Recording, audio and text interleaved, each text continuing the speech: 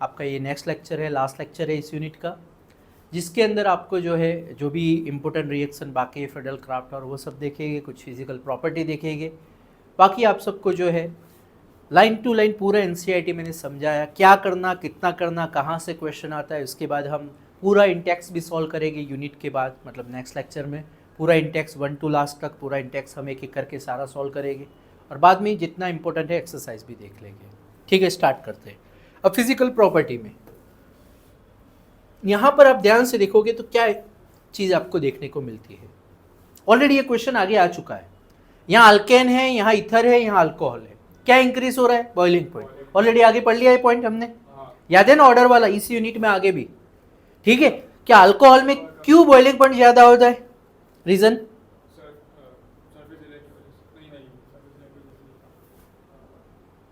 मैंने कहा था क्वेश्चन आते एआर टाइप कि नॉर्मली जो है ना वो रीजन वाले क्वेश्चन पूछते हमें।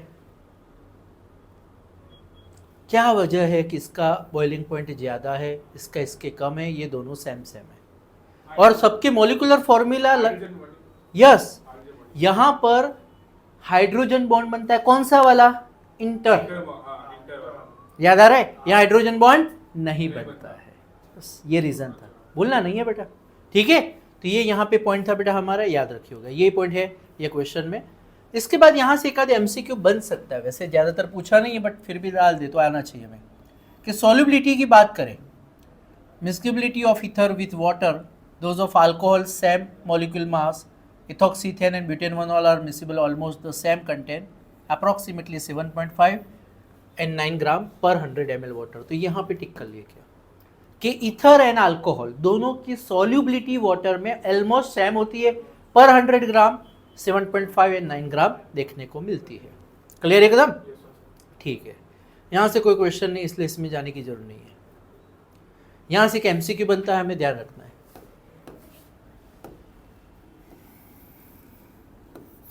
Order of reactivity hydrogen halide कैसे होगी? HI greater than HBr greater than HCl होगी। Cleavage of ether take place with concentrated HI HBr at high temperature. किसकी प्रॉप ज्यादा होगी? तो इसकी साथ, ईथर के साथ। क्यों? रीजन आगे पढ़ लिया है हमें, पता है ना, साइज मैटर। तो ये ऑर्डर एमसीक्यू के लिए बेटा ध्यान रखिएगा। और इसी की बेस पर यहाँ देख सकते हो, यहाँ ये क्लेवेज हुआ बेटा यहाँ से ये, और यहाँ पे I रिप्लेस हो जाता है, मतलब H रिप्लेस होता है, I यहाँ पे आ जाता है। ठीक है, मतलब ये यहाँ से क्लेवेज होगा, sorry CH3O, oxygen cleavage process है। ठीक है, और यहाँ से I यहाँ पर रिप्लेस हुआ और H यहाँ पे, तो मिथेनॉल हमें ऑब्टेन मिल जाता है।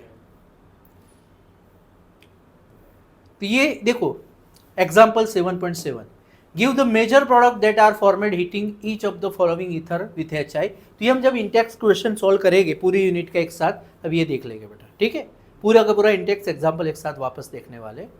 अब देखते हैं हम हेलोजिनेशन। जब हेलोजिनेशन एनिसोल का होगा, किसका बोलो? ध्यान रखना,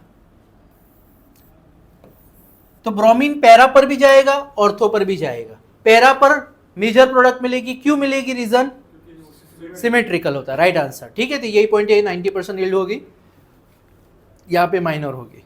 मोस्ट टाइम पे क्वेश्चन फ्रीडल क्राफ्ट रिएक्शन, ये एग्जाम के लिए इंपॉर्टेंट है। फ्रीडल क्राफ्ट रिएक्शन ध्यान रखिएगा बेटा, है बहुत आसान लेकिन सबको आना चाहिए बेटा। फ्रीडल क्राफ्ट के एनिसोल का chloromethane and presence of anhydrous aluminium trichloride and carbon disulphide, anisole CH3Cl anhydrous aluminium trichloride carbon disulphide. अब देखो यहाँ पे आपको मैं सीधा सीधा समझाऊंगा, लेकिन इसका मैकेनिज्म है पूरा। मैंने पहले कहा मैं जब नीट एंड जेईई के लेक्चर लूंगा तब डिटेल में वो समझाता हूं मैं कैसे क्या होता है। अभी कोई जरूर नहीं, कोई ऐसे क्वेश्चन अभी तक नहीं पूछे आपके कोई भी बोर्ड के एग्जाम में, दैट्स फॉर हम उसमें नहीं जाते, क्योंकि फिर वो कंफ्यूजन क्रिएट करता है और फिर वो जरूर भी नहीं है अभी उसमें।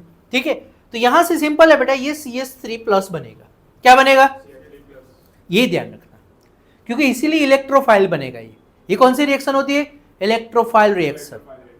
इलेक्ट्रॉन लविंग, इलेक्ट्रॉन को चाहने वाले। अब इलेक्ट्रॉन को कब चाहेंगे? जब वो पॉजिटिव बनेंगे, और पॉजिटिव कौन बनाता है? AlCl3। ठीक है, डायरेक्ट तो CH3Cl स्टेबल है, वो सीधा अटैक नहीं कर सकता, क्योंकि क्लोरो मतलब CH3Cl chloromethane is a stable molecule, why they attacked? So इसके लिए AL33 उसको छेड़ता है, आपने बात में छेड़ रहा है उसको, और उसको अलग करता है, Cl को अलग करता है, वो ले जाता है अपने साथ, तो वो दुखी होकर इलेक्ट्रॉन दे देता है, जा तू सुखी रहे, तेरा संसार सुखी रहे, तो वो प्लस बन जाता है।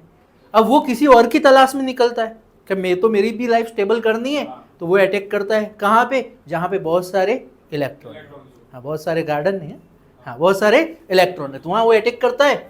तो यहाँ पर ये जो है ऑर्थो पैरा, क्लियर, और पैरा पोजीशन मेजर प्रोडक्ट होगी। तो हमारा नाम कैसे बनेगा?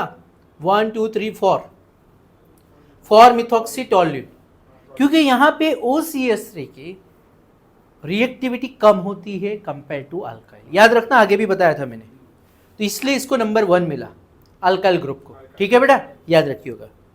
इसी तरह यहाँ पर CH3COCl, एसाइल क्लोराइड जिसको कहते हैं, इथेनॉल क्लोराइड, ये तो नॉर्मली एसाइल कहते हैं हम, और वही, तो यहाँ पे भी COCH3 ortho position, para position, बाकी नाम तो आपको पता ही है बेटा, सिखाया था मैंने।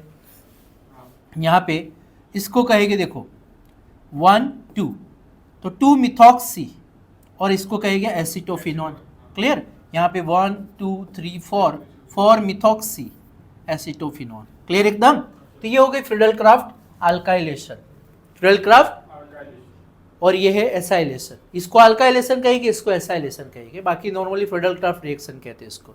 लास्ट वन नाइट्रेशन, नाइट्रेशन में बेटा H2SO4 HNO3 ऐड करेंगे तो NO2 प्लस बनेगा, ऑर्थो पर जाएगा, पैरा पर जाएगा, ऑर्थो पर जाएगा, पैरा पर जाएगा, क्लियर एकदम, एनी डाउट? ओके, अब यहां ध्यान रखना नाइट्रो की रिएक्टिविटी कम होती है, इसलिए इसको नंबर 1 इसको मिलती है, 2 इसको, क्योंकि NO2 की रिएक्टिविटी ये जो हमारा OCH3 ग्रुप है उससे कम होती है बेटा, इसलिए जो है 1 2 3 4, तो वहां पे 4, वहां पे 2 नाइट्रो, बाकी NiSO, क्लियर एकदम, एकदम डन, एनी डाउट? ठीक है बेटा, तो यहाँ पे आपका ये यूनिट कंप्लीट होता है। नेक्स्ट लेक्चर में सारे इंटेक्स के क्वेश्चन 1 to 1 हम देखने वाले, सारा इंटेक्स और एग्जाम्पल में सॉल्व कराऊंगा, ताकि आपको तब तक एक बार रीड कर लेना, तब मजा आएगी आपको।